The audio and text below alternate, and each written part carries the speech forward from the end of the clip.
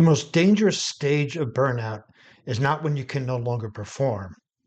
It's when you're still performing well enough to believe nothing is wrong. Welcome back to the Warrior Mind podcast. This is Greg Swanson, and today we're going to be talking about a concept called performance debt. I'm sure we all are well familiar with financial debt, but this goes more physical in nature. So here's what happens is you're still working, you're still training, you're still leading, you're still solving problems. Everything is going along the way you think it should. Other people even may point out to you that as an example of you're an example of discipline, resilience, mental strength, determination, grit, all of those wonderful words that we love to hear about ourselves. But beneath those results, focus is narrowing, and it narrows slowly so you don't notice it. Recover is slowing.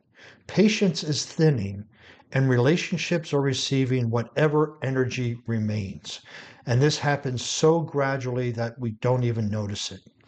The hidden cost is what's called performance debt, what I like to call performance debt. And your ability to keep going is not proof that your current way of operating is substantial and sustainable. For instance, financial debt. You keep charging, you keep charging, you keep charging. Things are going great. You're still buying this, you're still buying that, but that debt piles up, piles up, piles up. And someday the bill comes due, as it does in financial, as it does in energy and emotional with performance debt. So performance debt is really the hidden cost of still performing, right? You're still producing. Nothing appears to be broken. Internal cost is rising, such as when you put more on a credit card, and output can conceal decline. Because again, equating it to financial, you're charging, you're paying bills, you're going out to dinner, you're having a great time. Everything looks great, but internally, meaning your balance on your credit card is going up and up and up. And this output, when we are continuing to work beyond what we should be, it conceals the decline because we're doing the things, we're taking the activities, we're getting results, we're doing it, but we don't pay attention to what that decline is. And so, high performers often use continued output as evidence they are fine. And it's like, oh, I can still do this, I can still do that. But what happens is we're not aware, or the high performers are not aware of that 1% decline. It's like, oh, okay, it's close enough. And then there's a 1% and a one. It's almost Kaizen in reverse, right? Kaizen is 1% better. This is 1% less. But output only tells us that results are still being produced, right? But it does not reveal the price being paid to produce them. And also the time it makes. Maybe you had a project that used to take you 2 hours and now it's taking you 4 hours. Yeah, you get it done, but there's a significant double in time to do it. Those are red flags we want to look out for. So the question is not only am I producing, it's what is producing these results costing me. So still performing is not the same as performing well, right? Deadlines are still met, responsibilities are still carried, training still happens, more effort is required. So we're doing those things, but it takes more effort. But because it's just a 1% more effort today than it was yesterday, we don't notice it. You don't notice it until it gets so large, just like your credit card debt, that something has to be done with it. So, a man can remain person highly functional while losing clarity, adaptability, presence, recovery, and strategic range. All of these things. We can function, but we're not going to be clear on what we're functioning. So there's a function because at some point we're on auto drive, but that doesn't mean it's effective and efficient. The same output now may require far more internal effort. Again, getting up, having a Red Bull, having coffee, whatever it is, you've depleted all your energy and you need more substance to move forward than you did 3 weeks ago. So the results have not disappeared. The efficiency, capacity, and quality underneath them have started to erode. And again, this is a slow erosion. You look at a lot of stuff in Mother Nature, the slow erosion of dirt and stuff, it just slowly goes away. Then there's the landslide. Then there's the flood. Then there's you reached your credit limit. So these things happen slowly. I just want to really emphasize that, yeah, I'm fine, I'm fine, I'm fine. Compared to what? Compared to who you can be, or compared to who you were yesterday? Because if it's a 1% decline, you're not going to notice it. You're going to say, yeah, I'm fine, I'm still doing the same stuff, but you're not. So what performance debt actually is, it's short-term performance is protected. So we want to get the performance out. We want to get the results. Recovery is repeatedly sacrificed. Oh, I'll sleep later. I'll sleep later. I can get this done now. I'll just bring home a little bit of work and I'll make up for it. Alignment is ignored, meaning your mental, physical, emotional, and spiritual alignment. Are those things in order of what makes you happy, what fulfills you? And future capacity is borrowed. So you could have additional capacity tomorrow, but you basically borrow tomorrow's capacity to do it today, such as you're borrowing tomorrow's finances to pay for today. Old expression is you're borrowing from Peter to pay Paul. So we continue dip into the future. We now have a performance debt because we wake up with only 2 hours of sleep because we borrowed that from the future. We're then not able to perform the best we can at that day. And then it keeps happening and happening and happening. So that is what performance debt is, right? So performance debt is accumulated cost of repeatedly sacrificing recovery, alignment, emotional regulation, and sustainable habits to maintain short-term performance, right? The ends justify the means. Well, that's not case because these means are you, and it's costing you mentally, physically, emotionally, and spiritually to keep those results going. And that is not sustainable. You cannot keep borrowing from the future to get stuff done now. And soon you blow your top, you have an argument with your significant other, your boss, your coworkers, you just can't make it. You start oversleeping, you start skipping, you're drinking too much, whatever. There's so many ways to deal with it, but that's not true recovery. And so we need to make sure we build in recovery and stop borrowing from tomorrow. It's what accumulates when you keep borrowing from your future capacity to perform today. And that can be in the sign of lack of sleep. It could be in the way of things that you want to get done. So you sacrifice things that you want to get done tomorrow for something else you want to get done now. And those things you want to get done tomorrow keep getting pushed out, pushed out, pushed out. And when the time comes due to do them, you don't have the energy, the focus, the discipline to do it. So just like financial debt, as I've been talking about, the first transaction may feel harmless. Oh, it's only a $20 breakfast. The danger is repetition and interest. So you buy that $20 breakfast, you buy a dinner, you buy a computer, you buy this, then all of a sudden your interest is increasing on your debt. It's just not that you have debt financially, you now have interest on it. And this is what happens with performance debt. You're not only in debt, but you're paying interest on it in the long term. Performance debt begins during success because we're excited, right? We're achieving things. Oh, man, I got to keep this going. I got to keep this going. Discipline masks the warning sign. Oh, I got to keep doing this. And, I'm disciplined and people depend on me. And so I'm going to keep doing what I'm doing. It compensates. It competes with compensation in a sense, and it raises reinforcing the pattern. So this performance debt, when we have success, we go, here's what I did for success. This is what I want to do. I'm going to do this, 1, 2, 3. And we keep doing 1, 2, 3, but instead of doing it once a day, we do it twice a day, 3 times a day. And that reinforces that pattern. And then that success delays the recognition of what is really happening.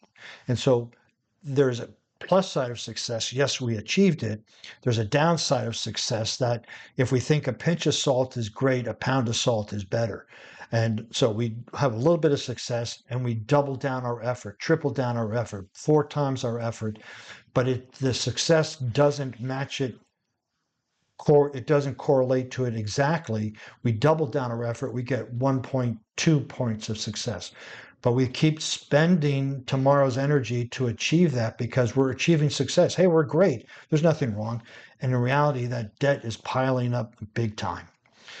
Capable people can serve the debt no longer, right? It's skill, discipline, intelligence, and responsibility allow them to compensate, right? So when you're able to do it, when you come up with these stories, when you come up with these formulas on how to circumvent this performance debt, you'll talk yourself into it because you believe your own stories. So you create a story about, oh, it's only going to be a week, it's only going to be this, it's not that bad, I feel great. All of those are lies. You're delusional because you keep doing the same stuff, and then you're going to end up in significant performance debt, which could look like burnout, fatigue, shutdown, a meltdown of some sort. Just disregarding your physical health, your mental health, your emotional health. It shows up in many, many, many ways. And because others still benefit from your output, right? So others are dependent on you and you take that upon yourself to make sure that there's more and more output. That pattern is praised instead of questioned. So instead of saying, hey, you know what? You've been at it for 12 hours today for the past 3 weeks. Is that really something you want to be doing? No, instead we go, man, you're so great. How do you do it? You stay here, you're disciplined, 12 hours. My gosh, that's great. And these people all go home at 8 hours and they go home and rest and they go home and relax. But because you think they're dependent on you, you stay there at work and you keep doing more and more. The very strengths that created your success can now become the mechanisms that hide the cost because you're getting praised for what you're doing. You're doubling down on your effort. Your interest rate is increasing. You don't see it. And one day you're just going to blow up or there's this drop off the cliff where you just can't produce anymore. And people go, what happened to you? You used to be so good. And then you'll find that 10th Red Bull or no dose or whatever, and then you'll start to increase it again. But because you're not realizing how far in debt, performance debt you are. The cost shows up before collapse, right? Decisions take longer. Focus becomes harder to hold. Small frustrations create bigger reactions. Relationships receive what remains. So if you're in a relationship, whether friendship or even uh, a marriage, and that relationship starts to show cracks by either not talking that much or getting in arguments or things that are just a lot of friction, that's because you only have a little bit, if anything, remain to give to that relationship. And your excuse is, well, I'm working all this for my family. I'm working for all this for my significant other. They need to appreciate me. No, you need to take time and readjust your energy because when that relationship goes, then it's going to be more trouble for you. So that's the price we have to pay, right? So you look at when you're making decisions, is it coming quick and easy? Or do you make them and then doubt them and go for somebody else? Is focus harder to hold? All of those are just like these little tiny red flags, like yellow cards in soccer, right? Beware, beware, beware. And eventually you're going to get a red card and you're not going to be able to perform anymore at work and you're not going to be able to hold your relationships and you're going to wonder what the heck happened. All the signs are there. That's the point of this podcast, is telling you, look for these signs and be aware of how much your performance debt is adding up. The debt observable, slower physical recovery, reduced emotional presence, less adaptability, and more effort for the same results. This is observable. You can measure these if you're aware of them. If you're not and you just make excuses, well, I'll be better after coffee. I'll be better tomorrow when I get a good night's sleep. All of those things mean that you're performing out of performance debt. Those are signs, right? These are not random inconveniences. They are interest payments on operating model that is consuming capacity faster than it restores it, right? So you have a hole in the bucket, it's going out at a gallon a minute, and you're putting a half a gallon in. Pretty soon that bucket's going to wear out. And that's what you're doing here. So burnout is not the first warning sign, right? It may be the point when the warning signs can no longer be ignored. So you have burnout, it has all these different, right? A physical, mental, emotional, spiritual, focus, production, all that. All of those are little flags that are coming up. And when they all get there, when you get this red card, it is burnout. And there's not much you can do about it except for unplug, go out, go on vacation for 2 to 3 weeks, readjust your schedule, and come back again. Right? Performance debt, though, is not burnout. Debt accumulates first, and burnout is a possible consequence of this debt. So visible decline comes later. Early recognition of this preserves your capacity. So we all probably perform at some part of a performance debt a little bit each time, but we need to be aware of it, and you need to create a recovery plan. For instance, if you put in 10 hours today and you've been doing it for a couple of days, maybe you want to go to bed earlier and get 8 to 9 hours sleep to recover that. Well, I can't. No, you don't want to. You can, you just don't want to. You're making excuses to live up to this expectation of being Superman or Superwoman. So we want to make sure that we adjust our recovery time so we keep it's just like an athlete, right? You have an athlete that sprints 100 meters. He doesn't just go back and do it again, or she doesn't go back to do it again. They have recovery. When they train, they have days of recovery. They do that. They don't just go out there and run all the time, full speed. They would be burned out and they wouldn't achieve anything. That's what you're doing. You're doing every day is a 100-meter sprint. And if you start doing back to back to back to back to back sprints with shorter rest time, just think if you did on the track. Just go out and play. Go out and run a 100-meter sprint and then wait 10 seconds and do it again. You'll be slower. You won't be able to focus it. You'll stop. You'll be out of breath. All of that because you didn't recover. Same thing happens with performance debt. So here's the thing. This framing creates an earlier intervention without turning difficult weeks into a diagnosis. You don't need to wait for collapse to admit that the cost is unsustainable. Training makes the principles obvious. Stress creates adaptation. Recovery consolidates growth. Repeated overload creates compensation, and ignored signals become ignore, meaning that these are the things we have to be aware of, and these are the things we can't put a blind eye to. These are all tragic events that are about to happen. Using strength training or CrossFit is a great example of the physical part of this, right? Repeating intensity without sufficient recover eventually degrades the output, right? So strength creates growth when paired with recovery, same way mental strength, physical strength, emotional strength, and spiritual strength. Your best qualities become expensive. Discipline becomes self-neglect. Responsibility becomes over-functioning. Control becomes disconnection, and resilience becomes endless tolerance. So those are great qualities: discipline, responsibility, control, resilience. But when you're in a performance debt, they express their shadow side, if you will. So we want to have discipline, responsibility, emotional control, and resilience are not the enemy.